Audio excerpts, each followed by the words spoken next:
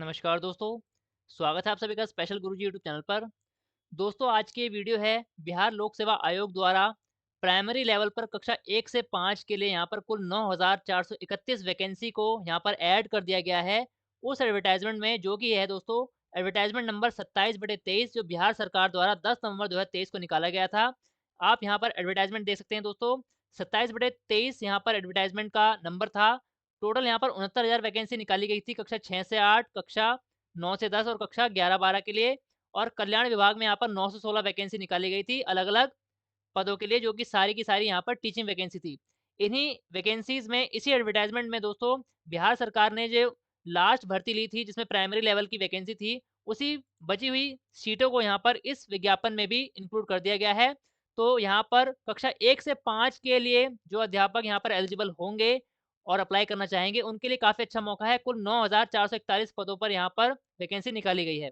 यहाँ पर इस वीडियो में बात करने वाले हैं कि कौन-कौन इस वैकेंसी में एलिजिबल है, सीटेट माँगा गया है या फिर एस्टेट माँगा गया है और क्या आपकी यहाँ पर क्वालिफ़िकेशन माँगी गई है। सबसे अच्छी बात यहाँ पर मैं अभी आप सभी को सबसे पहले बता देता हूँ कि जितने भी स्पेशल एजुकेटर हैं, जिन्होंने स्पेशल एजुकेशन में 2 साल का डिप्लोमा कर रखा है, जो कि आरसीआई से रिकॉग्नाइज़ होना चाहिए। तो ऐसे सभी कैंडिडेट्स जिन्होंने स्पेशल डिप्लोमा कर रखा है आरसीआई रिकॉग्नाइज़, वो इस प्राइमरी वैकेंसी में कक्षा 1 से 5 की वैकेंसी में पूरी तरह से एलिजिबल हैं। और इसके अलावा जितने भी जनरल डाइट वाले कैंडिडेट्स हैं, वो तो एलिजिबल होते ही हैं। बात कर लेते हैं दोस्तों यहाँ पर सबसे पहले एलिजिबिलिटी की। यहाँ पर आपको भारत का नागरिक होना चाहिए, यहाँ पर पहली शर्त यहाँ पर लिखी है। इसके अलावा दिल्ली के कैंडिडेट्स या फिर बिहार राज्य के कैंडिडेट्स और बिहार राज्य के अलावा भारत के किसी भी राज्य के कैंडिडेट्स इस वैकेंसी में अप्लाई करने के लिए एलिजिबल हैं दोस्तों। यानी अगर आप बिहार राज्य के डोमिसाइल नहीं हैं, तो भी आप यहाँ पर अप्लाई कर सकते हैं। लेकिन जो रिज़र्वेशन का फ़ायदा है, वो बिहार के जो मूल निवासी हैं, केवल उन्हीं को मिलेगा। अन्य राज्यों के कैंडिडेट्स को यहाँ पर जनरल कैटेगरी में माना जाएगा। चाहे आप दिल्ली के कैंडिडेट हों और आप एससी कैटेगरी से बिलॉन्ग करते हैं, तो आप अगर ये वैकेंसी अप्लाई करते हैं बिहार वाली, तो यहाँ पर आप जनरल कैटेगरी में बिलॉन्ग करेंगे क्योंकि आप बिहार के मूल निवासी नहीं हैं। बात कर लेते हैं सीटेट कौन-सा माँगा गया है।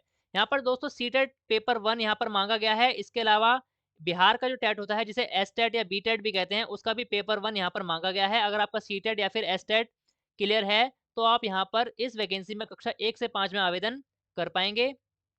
इसके अलावा एक बात यहाँ पर बोली गई है, वर्ष 2012 से पहले नियुक्त और कार्यरत शिक्षक जो दक्षता परीक्षा उत्तीर्ण होंगे, जिन्होंने दक्षता परीक्षा उत्तीर्ण करी होगी, जो बिहार सरकार द्वारा ली जाती होगी, के लिए शिक्षक पात्रता परीक्षा में उत्तीर्णता अनिवार्य नहीं होगी। यानी वो लोग भी इसमें अप्लाई कर सकते हैं, लेकिन उनके लिए जो सीटेट या फिर एसटेट है, वो पास होना यहाँ पर कंपल्सरी नहीं है, उसके बिना भी वो आवेदन कर पाएँगे। इसके अलावा यहाँ पर सीटेट के लिए एक बात बोली गई है, सीटेट या फिर जो स्टेट टेट होता है, उसकी जो यहाँ पर क्वालिफ़िकेशन या फिर क्वालिफ़ाइंग मार्क्स बोले गए हैं, वो यहाँ पर बोले गए हैं। जो बीटेट 2017 के बिहार सरकार के प्रावधान होंगे, उसमें बोला गया है कि सामान्य कोटि यानी जनरल कैटेगरी के लिए कम से कम 60% अंक होने चाहिए और पिछड़ा वर्ग, अत्यंत पिछड़ा वर्ग और सामान्य कोटि की महिला उम्मीदवारों के लिए 55% अंक सीटेट या फिर एसटेट में होने चाहिए।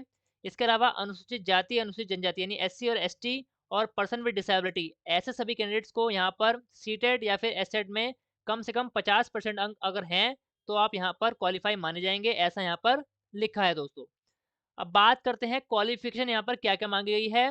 तो सबसे पहले क्वालिफ़िकेशन की अगर बात करें, न्यूनतम 50% अंकों के साथ उच्चतर माध्यमिक यानी 12वीं क्लास आपने कम से कम 50% अंकों के साथ पास करी हो। इसके अलावा प्रारंभिक प्रारंभिक शिक्षा में 2 साल का डिप्लोमा, चाहे वो उसे जो भी नाम दिया गया हो, चाहे वो डाइट हो, चाहे फिर डीएलएड हो। 2 साल का एनसीटीई से रिकॉग्नाइज्ड डिप्लोमा होना चाहिए। 12वीं क्लास में कम से कम 50% मार्क्स आपके होने चाहिए। दूसरी यहाँ पर चीज़ बोली गई है अथवा करके, न्यूनतम 45% अंकों के साथ उच्चतर माध्यमिक या इसके बराबर की कोई क्वालिफ़िकेशन और प्रारंभिक शिक्षा शास्त्र में 2 साल का डिप्लोमा जो एनसीटीई द्वारा मान्यता प्राप्त होना चाहिए। तीसरी यहाँ पर क्वालिफ़िकेशन लिखी है, न्यूनतम 50% अंकों के साथ उच्चतर माध्यमिक यानी 12वीं क्लास और इसके साथ-साथ 4 वर्ष का जो बीएलएड होता है, अगर आपके पास वो है, तो भी आप एलिजिबल यहाँ पर माने जाएँगे। और अब बात कर लेते हैं स्पेशल एजुकेशन डिप्लोमा की। साफ-साफ लिखा है दोस्तों, न्यूनतम 50% अंकों के साथ 12वीं क्लास पास होनी चाहिए। इसके साथ-साथ शिक्षा शास्त्र विशेष शिक्षा में 2 साल का डिप्लोमा। यानी ऐसे सभी कैंडिडेट जिन्होंने आरसीआई से रिकॉग्नाइज्ड 2 साल का स्पेशल एजुकेशन में डिप्लोमा कर रखा है, वो इस पीआरटी वाली वैकेंसी में अप्लाई करने के लिए एलिजिबल माने जाएँगे, बशर्ते उनका सीटेट भी यहाँ पर पास होना चाहिए। इसके अलावा यहाँ पर अगली जो क्वालिफ़िकेशन लिखी है, स्नातक यानी ग्रेजुएशन के साथ प्रारंभिक शिक्षा में 2 साल का डिप्लोमा अगर आपके पास है, तो भी आप एलिजिबल यहाँ पर माने जाएँगे।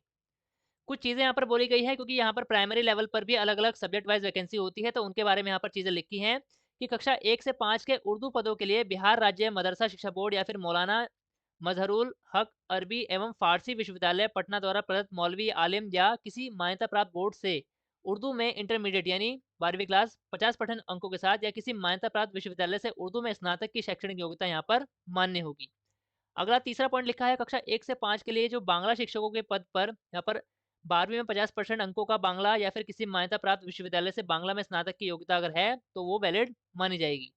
इसके अलावा चौथा यहाँ पर पॉइंट लिखा है किसी सोसाइटी या ट्रस्ट के द्वारा स्थापित स्वैच्छिक संस्थानों द्वारा प्रदत्त भाषा विशेष की उपाधि या डिग्री विद्यालय अध्यापक पद पर नियुक्ति के लिए मान्य यहाँ पर नहीं होगी। यानी किसी भी एनजीओ द्वारा या फिर किसी प्राइवेट संस्था द्वारा अगर कोई यहाँ पर भाषा से संबंधित योग्यता सर्टिफिकेट दिया गया है, कोई क्वालिफिकेशन अगर आपने ली है तो इस वैकेंसी में वो यहाँ पर मान्य नहीं होगी। तो दोस्तों ये थी यहाँ पर पीआरटी वैकेंसी की एलिजिबिलिटी।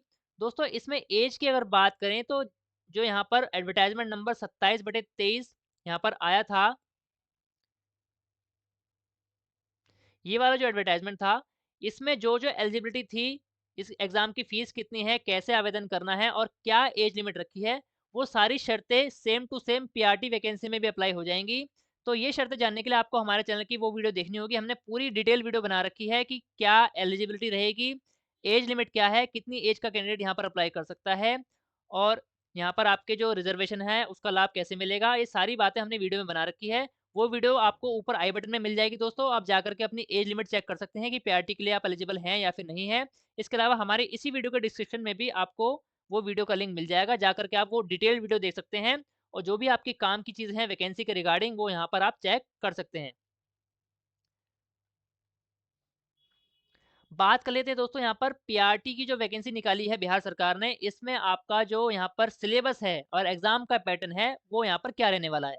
तो दोस्तों 150 नंबर का यहाँ पर एमसीक्यू बेस्ड क्वेश्चन आएगा, वस्तुनिष्ठ प्रश्न आएंगे। यहाँ पर नेगेटिव मार्किंग नहीं होगी। पेपर आपका 3 भागों में बटा होगा, भाग 1, भाग 2 और भाग 3। भाग 1 में आपके 30 क्वेश्चन मिलेंगे, भाग 2 में आपको 40 क्वेश्चन मिलेंगे और भाग 3 में आपको 80 क्वेश्चन यहाँ पर देखने को मिलेंगे।